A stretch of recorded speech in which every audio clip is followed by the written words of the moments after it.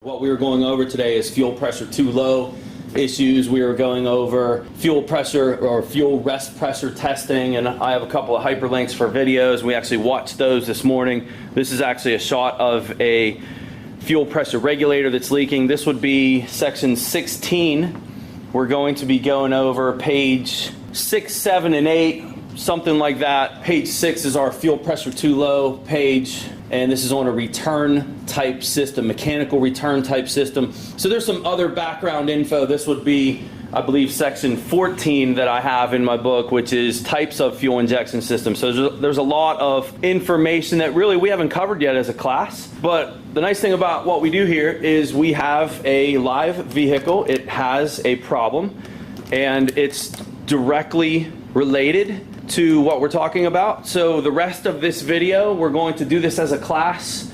We're going to figure out what's going on with this car as far as fuel pressure. It does have a fuel pressure problem. So let's go to the car and see what we got. Okay, one more time, cycle that key. All right, you see we have 30 PSI on the prime and then immediately dropped to 0. So we have a few problems. One was cranking. When we initially did this, we had around 20 PSI. The car would not start. 2, with it running, the pressure was lower than normal. And 3, as soon as you shut the key off, pressure bleeds down. So multiple issues. I think what we'll do next is let's get this running again, and I'll show you the regulator vacuum hose test next. So go ahead and start the car back up.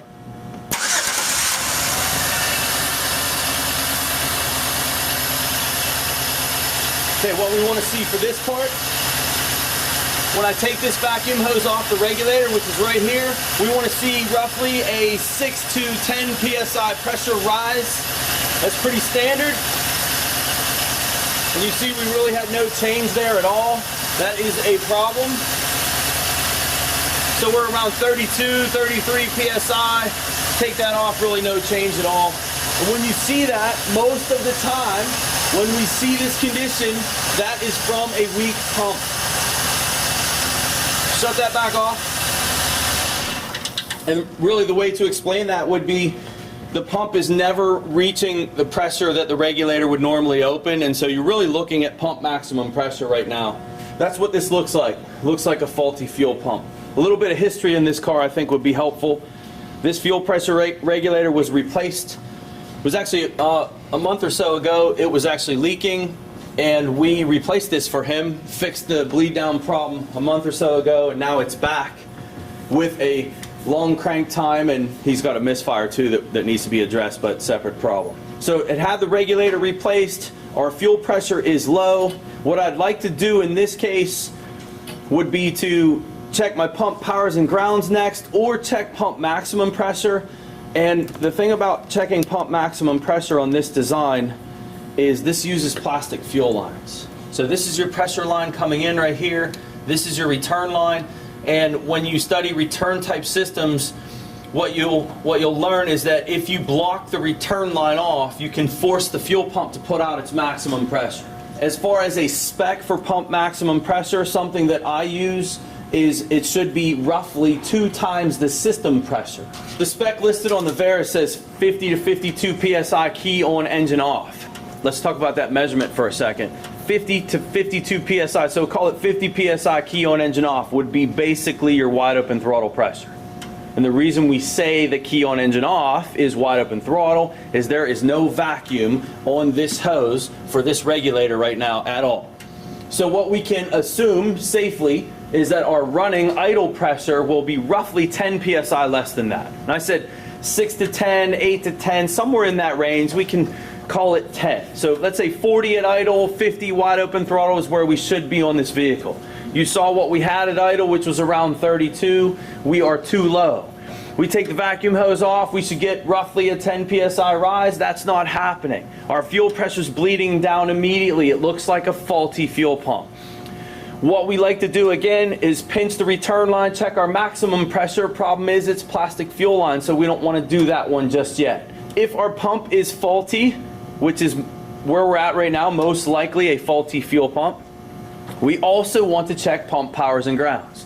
And what I'll do for this is I'll put 2 hyperlinks in to 2 videos we just watched. Do you guys remember the Ford Ranger with the bad ground under the driver's door, and then there was a GM with a bad block ground, both of those with fuel pressure problems. We just watched those in class together. I'll hyperlink those in here for you guys too. When you watch this video later, you'll be able to click on that and watch it. Very important is the point that we check pump powers and grounds. Now the problem is, you guys saw the classroom, right?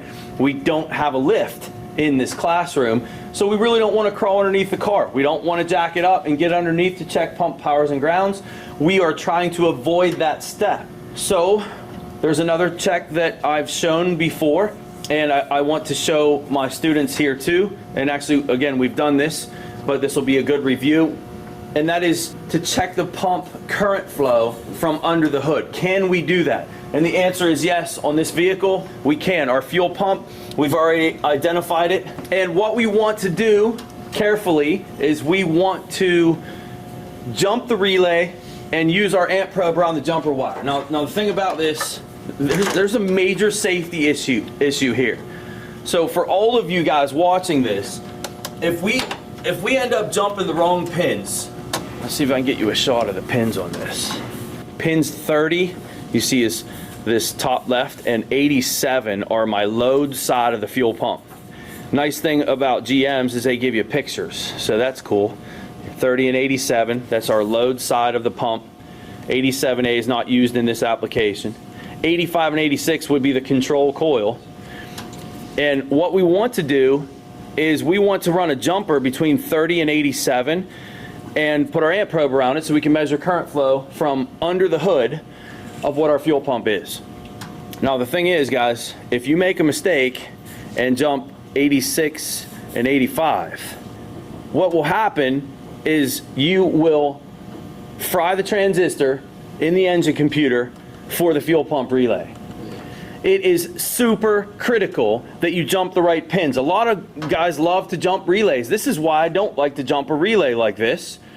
I would prefer in most applications to jump the relay on the control side with a test light, harness plugged in. I've shown this before, but that's not what we're trying to do here. We need to have a spot to put our amp probe, and we're going to put a jumper in there carefully, and then we're going to put our amp probe around that. So I know they do sell relay adapters that have a loop in it. In fact, AES Wave is the one that has them. You plug this adapter in, plug it in the box, and then the adapter has a loop for current flow, and that really takes that safety issue out of the equation. The issue, of course, would be space in this power distribution box. But anyway, we're going to use a jumper wire. So go ahead and install that. And wait, before you do that, it is top, it is bottom left. Yeah, hold on. But it's top, just so everybody's aware, it's top left and bottom right. But remember, when we flip this around, it's backwards. So it's going to be top right and bottom left. Okay, don't forget that.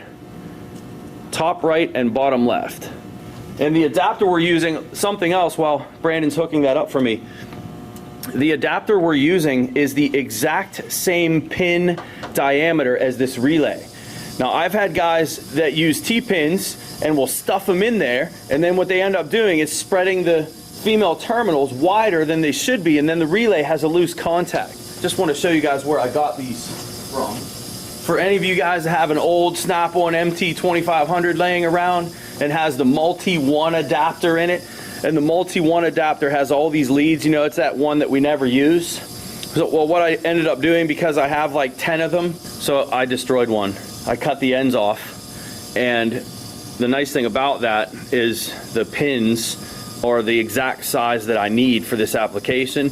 And so that's what we did. We just took the old multi-1 adapter and cut it apart, and now that's my jumper wire right there.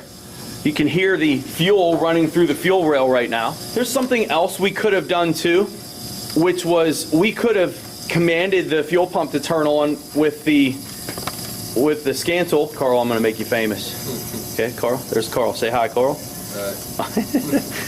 Carl could have done a bidirectional control and turned the fuel pump on with the scan tool, but the problem with that would be we would not have a spot to put our amp probe.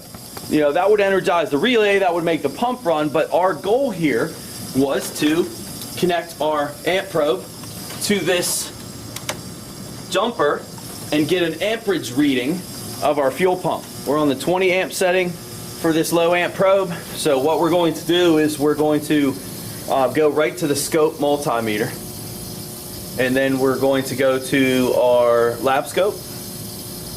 And you know, there's a couple different ways to do this, but for now, low amp 20 is perfect. And turn those cursors off for right now. So click the cursors tab, hide them, good.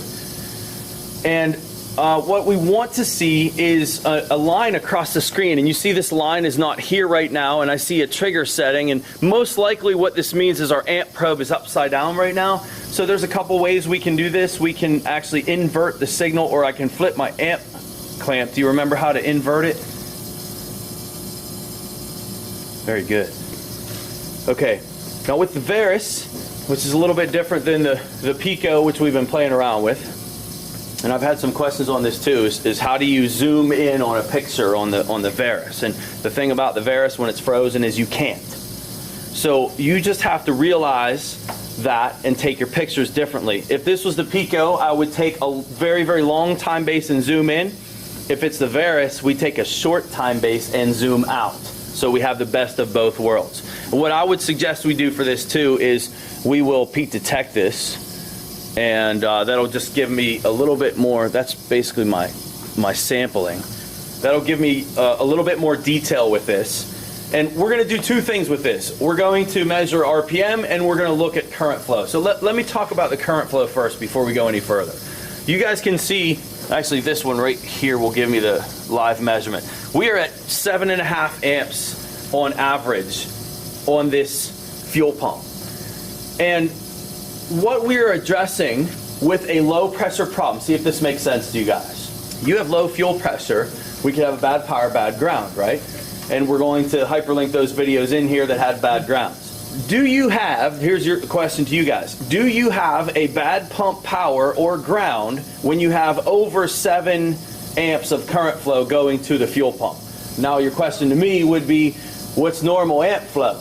Well, there isn't really a spec for that. We have a range we use, 4 to 6 amps for a regular PFI system, right, 30 to 40 PSI, maybe 8 to 10 amps for a GM CPI Vortec that's 50 to 60 PSI. This one's in the 40 to 50 range. So I think our amperage is right where it needs to be. And so, question again, do we have a bad power or ground causing our low fuel pressure problem when we have normal current flow?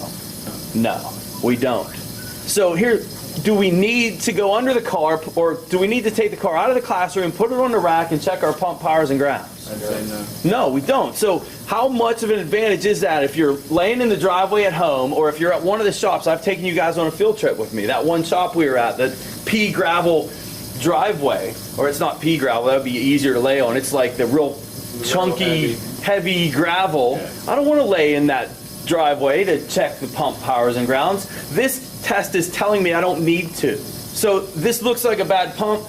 Let's show you one more measurement, just because we can, not because we have to. We have the ability to look at pump RPM. So I'm going to let you work it, Carl. First thing we want to do, again, for you guys, we're on a 10 millisecond screen, and we can zoom out, we can zoom in, but we have to save our picture right. So let's change our time base to 5 milliseconds first. That's going to be, click that button right there. That one right there. And then, yep, there you go. And then back. So we're looking at detail.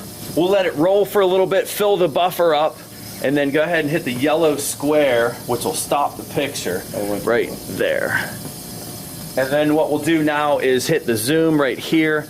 And what that will do is take that collected data in the buffer and zoom out. Now we have the best of both worlds. We can zoom in and out. This line right here, wherever you move it to, and then you have a zoom level. So go to ×1 and everybody can see where we were. That's where we were. That's where we saved it. Go to ×2, ×4, I believe is the next one. That one looks good. Maybe even times, what's that, 8? Yeah. Go ×8. Okay, cool. That one's perfect. All right, then hit the check mark, get that box out of there. All right, here's what we want to do, guys. We want to measure pump RPM. And to measure pump RPM, what we do is we find unique characteristics within this. So what we look for is really one rotation of this. And I'm going to let you do that, Carl. All right, pull your cursors in. And then I'm going to let you pick the unique characteristic you like, and then find it again.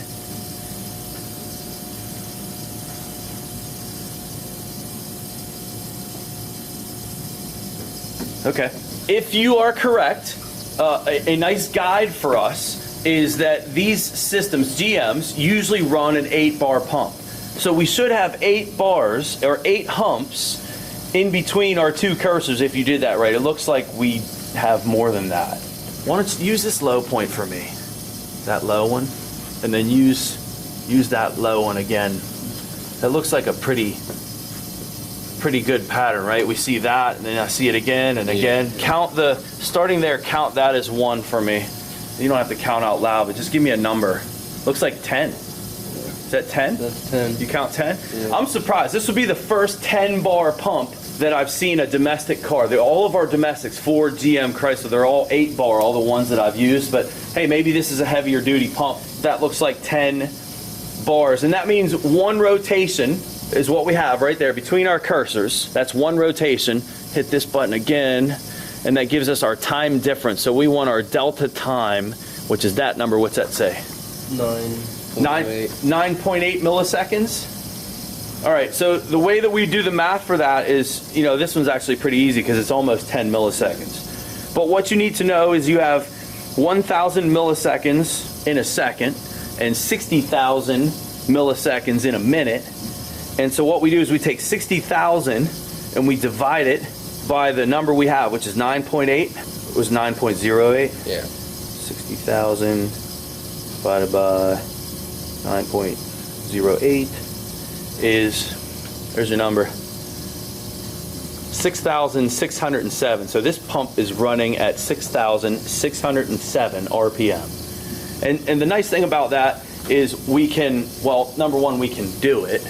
But number 2 is we can also use this as a guide to helping us too. And I have to be honest with you guys, I really haven't used the pump RPM to help me all that much. The waveform, of course, the amperage, of course, the RPM, I've just seen it be so variable car to car. The number we use, the number that I have in my book, 4,000 to 6,000 RPMs are typical range. So our pump amperage looks good, our pump RPM looks good, but our pressure's low. Here's what we know for sure. Powers and grounds, not a problem. This looks like a bad fuel pump. We have to address one more thing. Okay, the last step for this, and this is the same information I have in my book, so you guys that are following along, this would be section 16, I believe it's page 8, where I talk about pinching off the return line. Perform the following: engine running, return type system, if possible, pinch or block off the return line. Now I said engine running in my book. Right now, the fuel pump is running would be the equivalent of the engine running. Okay, so we modified it a little bit. We want to pinch the return line and check our pump maximum pressure, because we could have potentially a fuel pressure regulator that's stuck open, that's causing low pressure. This is not common, guys. I could probably count on maybe both hands over the past 20 years how many times I've seen a fuel pressure regulator cause too low of pressure. This is not common, but it's still worth doing. Return type system, if we pinch the return line, essentially what we're doing would be this, and we would be restricting the return line so it would not matter what the regulator's doing, and we are able to check the pump's maximum pressure doing that. The problem though is these are plastic fuel lines. We don't want to pinch off plastic fuel lines. So what we're going to do now, we're going to take this jumper out. Dan, can you do that for me? Can I get you on camera? Yeah. Can I? Can I mention where you're from? From Russia. Dan is from Russia. We need to hear your accent a little bit, Dan. Hello from Russia. Nice. Nice. That's cool. Dan is here from Russia in this class. Of course, he flew all the way here just to be with me, right? Yeah. No, that's not why. But we could say that because it makes me feel better. All right, so you can say it. Okay, so thank you, Dan. I lost my train of thought. What were we going to do now? Take the jumper off. Okay, yes, thank you. No problem. Took the jumper out, we disabled the pump, and you see our rest pressure is pretty much gone down to 0.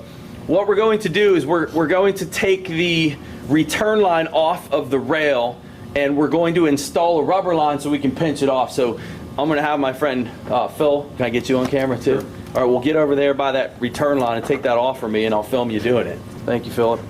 I'll make you a star. I'm already a star. You're already a star? Yeah.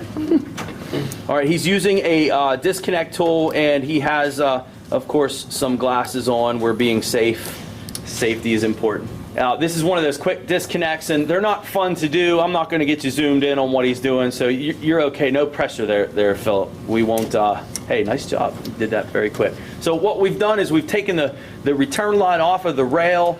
We are going to install a rubber line with a clamp that we are able to block off and check our pump maximum pressures. Yeah, unfortunately, we don't have any needle nose vice grips right now. We're using what we have. That will work fine. Let me get a shot of what that looks like. Okay, so what we've done, we've taken this fuel line off here. We've installed a rubber tube with a clamp, and then we've blocked it off with a pair of vice grips. Doesn't have to be anything special.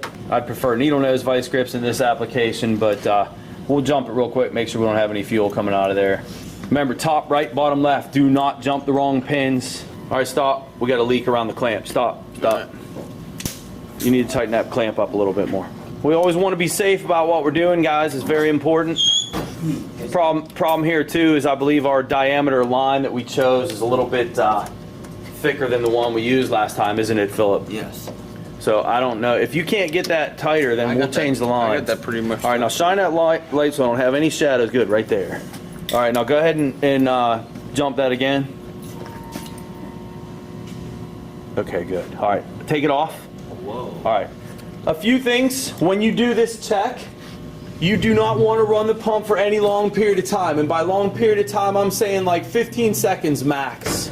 We can easily burn out a fuel pump by doing what's called a deadhead test. This is a pump maximum pressure test. And so let me get back over in the front on the pressure gauge now that our leak is good, and we'll get a shot of what that looks like. Okay, so we have the return line removed and blocked. Go ahead and jump that. Nice. Okay, good. We jumped it and then let off. Run it for a few more seconds so I can get that number. I can't see. Is that 80? That hit 80? 85? Okay, good. Take it. Wait, jump that one more time. Why did that drop down that fast? Because we got a leak right there. Let off. Are we leaking again? Probably. Because I can hear it. No leak? One more time. We hit 90 and then it dropped. I don't want to run this long, but what happened? I don't know how much of that showed up in the last segment, but I saw 90 PSI on the camera. I want to talk about that 90 PSI number for a second. 90 pounds of fuel pressure with the return line pinched, 32 pounds of pressure under normal system, right, with it closed within its loop. In other words, the return line's connected, pumps running, regulators involved. What we have is not a bad fuel pump. Does that make sense, guys? Yeah. This condition, absolutely no question about it, is a stuck open fuel pressure regulator. Now, I mentioned earlier that we had changed this for him. What I didn't tell you purposefully, on the camera at least, I didn't want you guys jumping the gun on me too soon. He called me a few weeks later and said his regulator was leaking again. And so he changed it on his own. That's twice. The original one was leaking, the new one was leaking, and so he put a second new one on it. This is that second new one. Well, guess what? This one is also bad. So wherever he's getting this part from, he needs to go somewhere else. We're getting some junk parts here, no question about it. All right, so I want to, before we jump this again, I want to address what happened. We were at 90 pounds of pressure and then all of a sudden it dropped off again. What happened is fuel started coming up out of the top of the regulator. So that's really just another warning with this maximum pressure test on how short of a period of time you want to do this. Now this regulator was already damaged. It was already open too soon. We didn't have fuel running out of the top. Now we have major fuel running out of the top. We pulled the line off and it sprayed everywhere. Good thing we had our safety glasses on. So we kind of rigged it. I'm hoping we can see this event again. This really isn't the best idea. I have a line on there and a pair of vice grips and a zip tie holding this line on, and we're going to be under a lot of pressure. So just do this briefly. I want to make sure that we didn't do anything else and rupture another line. Okay, good. Let it off. That's fine. That's all I know. That's all I wanted to see. This 90 pounds of pressure tells us is that this had a stuck open fuel pressure regulator. It was not a bad fuel pump, and this is the step you need to do to confirm that. When you have low fuel pressure, pinch the return line momentarily. Check your max pressure. If system pressure pretty much doubles, that tells you your pump is good. We had about 90 pounds of pressure on a 40 to 50 PSI system. I am totally fine with this fuel pump. Again, briefly, jump that for me. And hopefully what I can show you guys on camera, all right, that's good. And I really can't right now because this clamp that we have holding on here really is nothing more than 2 zip ties, and it's really not sealing it all the way. I'm getting gasoline leaking out of here. So this bleed down issue you're still looking at, when we originally did this, it held fuel pressure. So not only did we have a fuel pressure problem from this opening too soon, it was also the cause of our immediate bleed down issue too. So what we'll do at this point, we'll put the new regulator in this, and then we'll refilm our pressures and make sure that it's holding rest pressure. We're not going to redo the deadhead test. You guys saw briefly on the camera 90 pounds of pressure. That was perfectly fine. I'm not going to redo that, especially in light of this diaphragm rupturing when I did it. I've never seen that before, but hey, this is a warning to you guys doing the deadhead test. Don't do it for a long period of time. If this was a well-made regulator, it wouldn't have happened, okay? First time I've ever seen this. Again, I'm not throwing the parts supply company under the bus here. But we are going to change this regulator, and then I'll get you a shot when we're done. Okay, I have the old regulator pulled apart. I wanted to show you guys where the failure occurred in this, and also talk about really the sealing of these. So I think the first thing would be, let's talk about the failure. And this regulator would sit like this. There's a spring that sits over top, and then this upper chamber would hold the spring. And then what they do is they, pretty much squeeze this together, and it's kind of a pinch seal between this housing. I had to pull all this apart, use a pair of side cutters, and just kind of twisted it apart to get this apart. So it's a pinched seal for this. So the gasket, the diaphragm serves 2 purposes. One, it seals the fuel from leaking out, and then also it is sealing from entering the upper chamber. But look at the damage in this diaphragm right here, and we didn't cause that. If you look at this carefully, I mean, it looks like that was part of the manufacturing process when they staked this together, when they crimped it, that this wasn't really crimped very well in this area. There's 2 layers for this diaphragm. There's a bottom and a top. The other evidence here is, look at the spring. The spring is actually,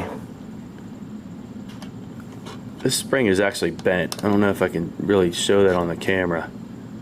Maybe get a side view. And that kind of shows it. Look how cockeyed the spring is. And so what we believe was going on is this diaphragm was actually sitting crooked. And with it sitting crooked because of a bent spring and a poor crimp connection here, that was causing this ball and seat area to not line up like it should have, and that was causing a major dump of fuel back to the tank. So this is the area here, this ball, the little kind of spring-loaded ball, and then there's the seat. Those 2 should line up, and that's what seals the return. So with that closed, pressure is going to rise, and with that open, pressure is going to drop. And again, we believe this was not lined up properly. So what happened was, when we pinched the return line and did the deadhead test, that's max fuel pressure, and we hit 90 pounds of pressure, this area here that had a weakness ruptured or moved out of the way and allowed all that fuel to come out of the top. And that's what happened. If you watch that segment of the video, we were at 90 pounds of pressure, and then it dropped back down to 32 or so. And then when we pinched the return line again, it would not go any higher, and what had happened is we pretty much killed this thing the rest of the way. But we believe, again, this problem was there. Like I said before, I have never seen a deadhead test rupture a regulator diaphragm, but we believe it's because of poor manufacturing. that this was like this. And so good lesson though, as far as doing a deadhead test and the usefulness of it.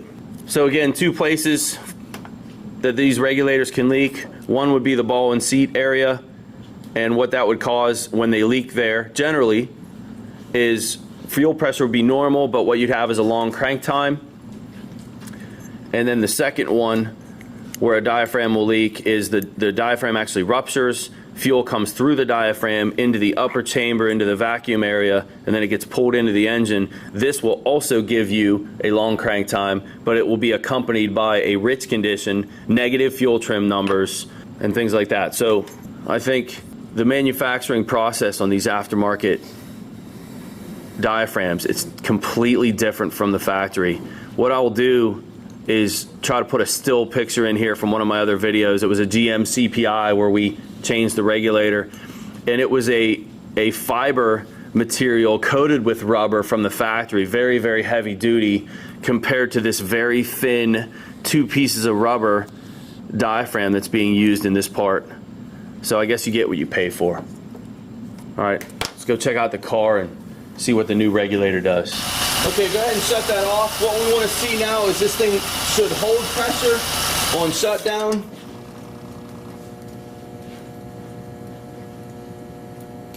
It's holding better than what it was before, but it is still not holding properly.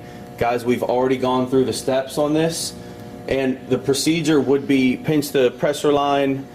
If it holds, it's a pump check valve. Pinch the return line. If it holds, it is the regulator, and it holds when we pinch the return line.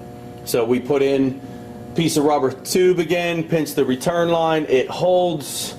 That means our new fuel pressure regulator, the ball and seat area, is still leaking on this brand new part. So, you know, I'm not the one responsible for getting parts for these people. I told him to get me a part from somewhere else. I'm not sure where he got this. The running of the car, the performance of the car will be okay. You know, we're holding around 20 PSI now. You know, is that enough? I'm not sure.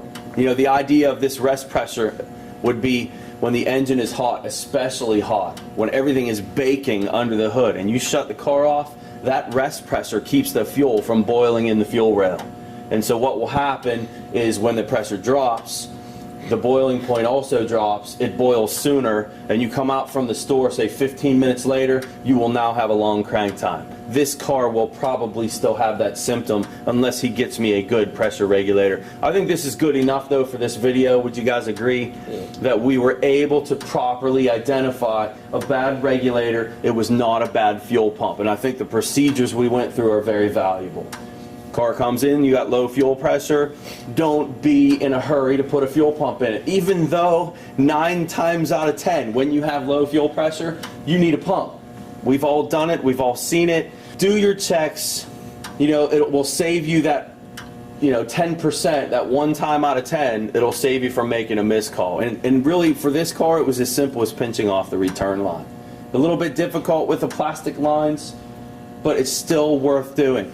The other checks that we showed, I think, were valuable. We go to the fuse box, we jump the relay, we measure the current flow of our jumper wire. What that saved us from having to do is go under the car and check our pump powers and grounds, because we want to do that too. Checking pump powers and grounds when you have low fuel pressure is critical. So that was a valuable test. That test showed us good current flow. We also measured the pump RPM, which was just another trick that you can use as far as checking how that pump operation is. Amperage looked good, so we said we didn't have a power and ground problem, low fuel pressure, we were ready to call the pump. We did the deadhead test. Deadhead test said no, not the pump, bad regulator, and I think that's what we just saw. Very, very valuable. We talk about it a lot, now we were able to show it. We still don't like this rest pressure. Can you cycle that key for me one more time? Let's watch it one more time. And again, I'm not going to take this fuel line back off for you guys. You're just going to have to trust me that this new regulator is leaking on the return line. And that shouldn't happen. You should not be able to watch a gauge drop. In some of the other videos I've done, I'll throw a hyperlink into one I had on a GM CPI injection system where we did the regulator. it held for an hour and a half and only dropped maybe 7 psi in an hour and a half. That's more like what you want to see. We don't want to be able to see a fuel pressure gauge drop like that ever. So it is what it is. I think we'll wrap this one up and then we'll attack this misfire this car has next.